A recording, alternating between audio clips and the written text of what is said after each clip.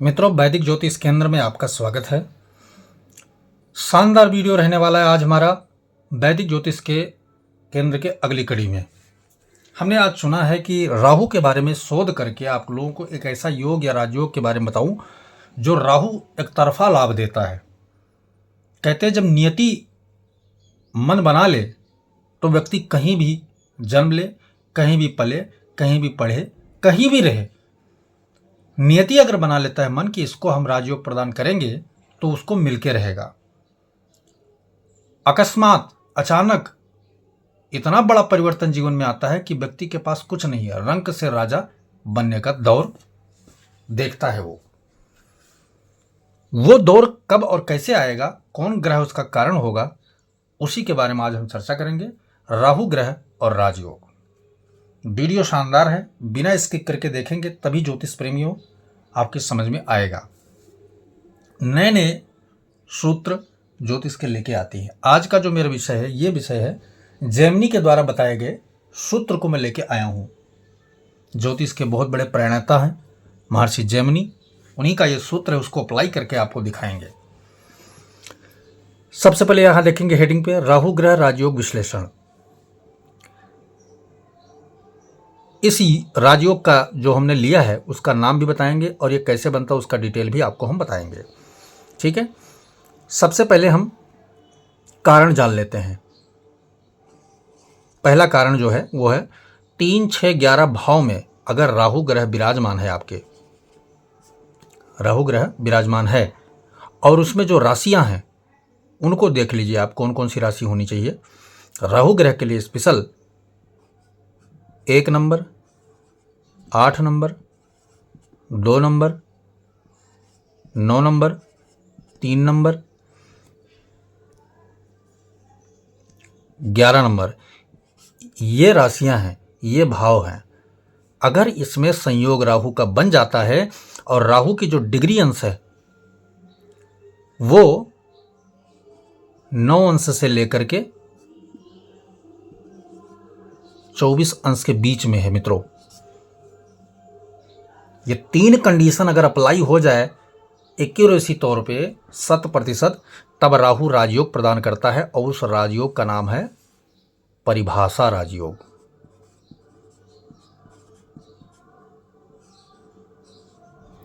परिभाषा राजयोग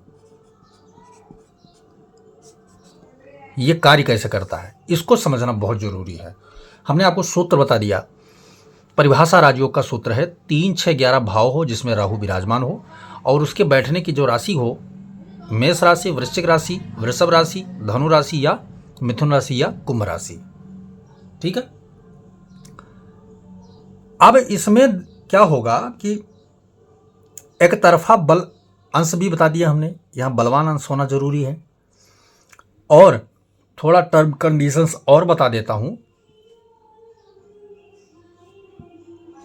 राहु ग्रह के ऊपर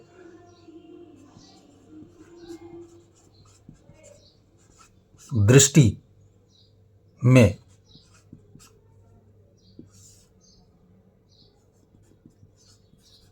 सूर्य,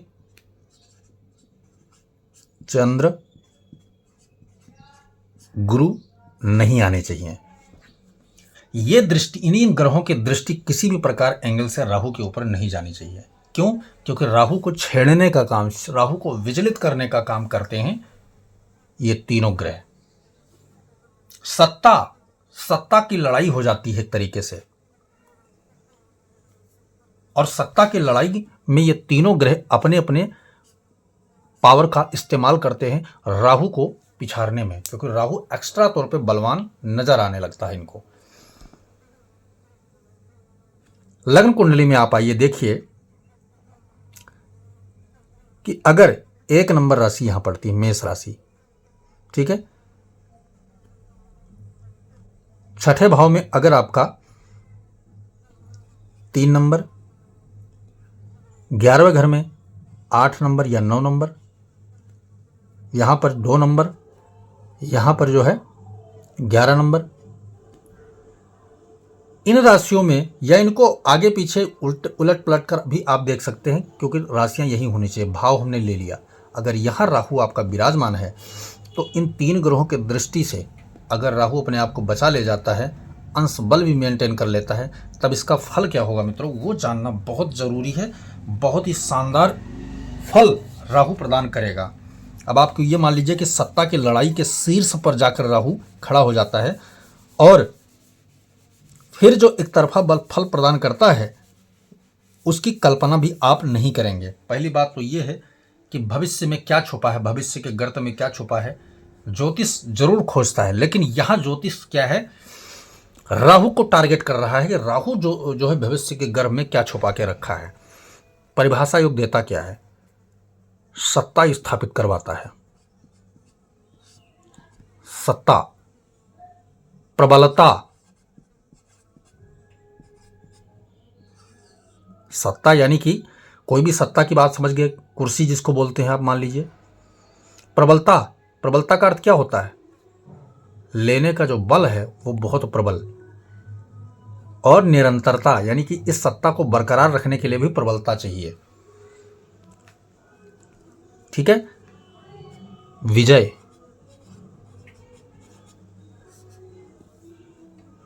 षड्यंत्र के खिलाफ जिस तरह षड्यंत्र यानी कि कूटनीति जिसको बोलते हैं, इसमें व्यक्ति माहिर होता है, खिलाड़ी होता है। कूटनीति में जितना भी शिक्षा अर्जित करोगे, ज्ञान अर्जित करोगे, उसी में वही ज्ञान जो है सब कुछ देने का काम करेगा, क्योंकि यहां ज्ञान से अधिक गुण काम करते हैं। एक कहावत है ना, आपने एक फिल्म आई थी 3 इडियट, उसमें एक डायलॉग्स बहुत फेमस हुआ था कि बच्चा जीवन में काबिल बनो। काबिल का अर्थ होता है गुणी। और कलयुग का पावरफुल स्टेटस जो होता है वो राहु के अंदर सर्व संपन्नता देने का गुण कलयुग में पाया जाता है। कलयुग का राजा माना जाता है एक तरीके से। और अगर गुणी है तो तुलसीदास जी भी अपने रामचरितमानस में लिखते हैं, कलयुग सो गुणवंत बखाना, जो गुणी है वही राज करेगा। तो राहु गुणी बनाता है और लोगों पर राज करवाता है।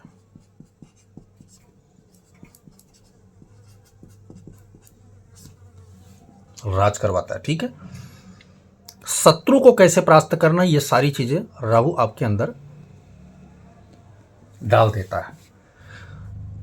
महत्वपूर्ण गुण और क्या है राहु देता है, भले ही आपके पास कुछ नहीं है, आज की स्थिति में कुछ नहीं है, लेकिन भविष्य में जब राहु देने का काम करेगा तो जो लोग आज आपको गरीब कह के चिढ़ा रहे हैं, अपमानित कर रहे हैं, रुष्टता खिन्न कर रहे हैं, समाज के अंदर आपका हिनाई कर रहे हैं, उन लोगों से बदला लेता है राहु। उन लोगों से राहु बदला लेने का आपको अवसर 100% प्रदान करता है।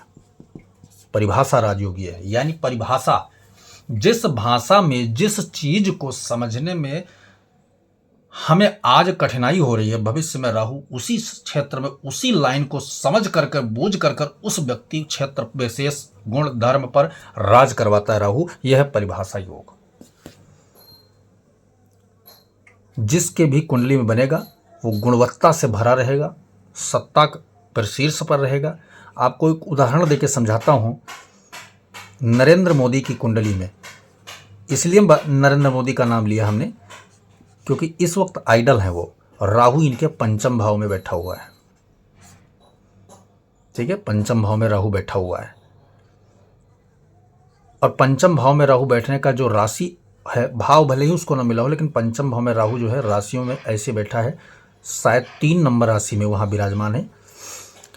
क्योंकि मैंने एक बार विश्लेषण किया था उनकी कुंडली में, तब ये राहु 3 नंबर पंचम भाव में विराजमान था। 3 नंबर किसकी राशि है, बुध की राशि है। बुध का गुण राहु के अंदर, साथ साथ अपना कलयुग की प्रभावता, गुणी काबिलियता होने के कारण विरोधी, राजनीतिक विरोधियों को किस तरह तोड़ना है, वाक्पटुता के अंदर वो भर गया।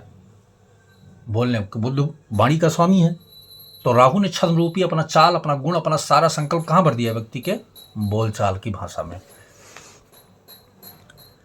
जब गुरु के राशि में राहु बैठता है 9 नंबर राशि में, तब क्या करता है? ज्ञान, धर्म, नीति, छद्म, ये सारा चीज भर देता है। शनि की राशि में जाता है तो कर्म, न्याय, ये विधि भर देता है। और इस प्रकार से अगर आपकी कुंडली में राहु विराजमान है तो आप ये मान के चलिए एक तरफा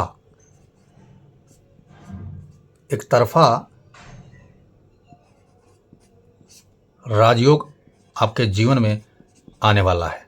हाँ, आएगा कब? राहु की महादशा में, अंतरदशा में, प्रत्यांतर में, सूक्ष्म,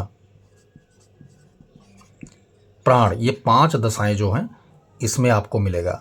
गोचर में जब भी चाल करेगा राहु, तब आपको यह राजयोग मिलने वाला है। अभी वर्तमान के लिए बता दूं, कुंभ राशि वालों के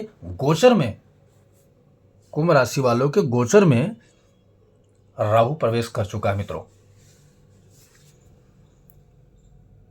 तो ये रहा शानदार वीडियो राहु ग्रह के ऊपर। कलयुगी संपन्नता किस प्रकार मिलेगा तुम्हें।